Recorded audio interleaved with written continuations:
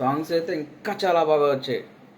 అసలు చూస్తుంటే కన్నుల పండగగా ఉంది. తర్వాత విక్టరీ వెంకటేష్ గారు వస్తుంది ఎపిసోడ్. అబ్బో 20 నిమిషాల పైన ఉంటారు. ఒక పాట, ఇద్దరికి ఒక ఫైట్, క్లైమాక్స్ ఫైట్. అసలు చెత్తాడిచ్చేసారు సినిమాని. సినిమా అసలు ఎగ్జైట్మెంట్ అసలు ఆగట్లేదు నాకు. అదే ఇంకా చూడాలి, మళ్ళీ చూడాలి, మళ్ళీ మళ్ళీ చూడాలని ఆతృతగా ఉంది ఆ సినిమా.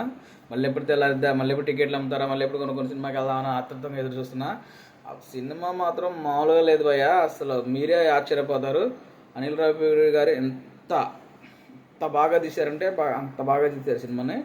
కామెడీ అయితే హైయెస్ట్, మామూలు లెవెల్ లేదు. చిరంజీవి గారి యాక్షన్ అయితే మామూలుగా ఉండదు.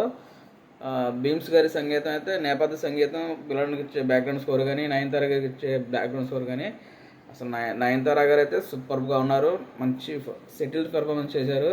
నయనతార గారు నాన్నగా చేసిన ఆయన కూడా చాలా బాగా కామెడీ చేశారు.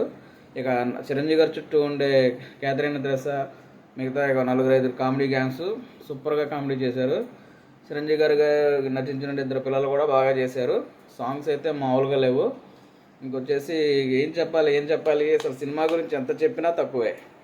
మీకు ఎలా చెప్పాలో అసలు అర్థం కావట్లేదు. మీరు వెళ్ళి సినిమా చూస్తే ఆ ఎగ్జైట్మెంట్ ఏంటో మీకు తెలుస్తుంది. నాకు మాట కూడా నత్తి తడబడుతుంది. అసలు అంత బాగుంది సినిమా. చిరంజీవి గారిని దాదాపు ఖైదీ నెంబర్ 150 తర్వాత ఆ చిరంజీవి గారిని మిస్ అయ్యాం చాలా ఇన్ని సంవత్సరాలు. కానీ ఈ సినిమాలతో బాస్ ఈజ్ బ్యాక్. మామూలు బ్యాక్ కాదు. హిట్ పడితే చాలు అనుకున్నాం. హిట్ కాదు ఇది, ఇండస్ట్రీ హిట్. బ్లాక్ బాస్టర్ కూడా కాదు, ఇండస్ట్రీ బ్లాక్ బాస్టర్. ఈ సంవత్సరానికి సంక్రాంతికి 2026 మెగాస్టార్ నామ సంవత్సరం అని ఫిక్స్ చేసుకోండి. అస్సలు మామూలుగా లేదు సినిమా. ఈ సంక్రాంతి పండగకి ఫ్యామిలీలు తండోపతండాలు వచ్చి ఫుల్గా ఎంజాయ్ చేస్తారు సినిమాని. అంత బాగుంది టెక్నికల్గా. కానీ నిర్మాత ఎవరో కాదు, మన చిరంజీవి గారి పెద్ద కూతురు సుస్మిత కొనిదెల గారు మామూలుగా చేయలేదు అసలు. ప్రతిదీ హై క్వాలిటీతో చూపించారు. పిక్చర్ని కానీ, పాటలు కానీ, విజువల్స్ కానీ, యాక్షన్ సీన్స్ కానీ మొత్తం హై క్వాలిటీ. ఎక్కడ పిక్చర్ డల్నెస్సే లేదు. సూపర్గా ఉంది. అసలు ఎడిటింగ్ చేసింది ఎవరో కానీ మాత్రం మామూలు శ్రీకర్ ప్రసాద్ గారు అనుకుంటా. మామూలుగా చేయలేదు ఎడిటింగ్. అసలు ఎక్కడ ఇంత చిన్న బోరు కూడా కొట్టదు సినిమాలో.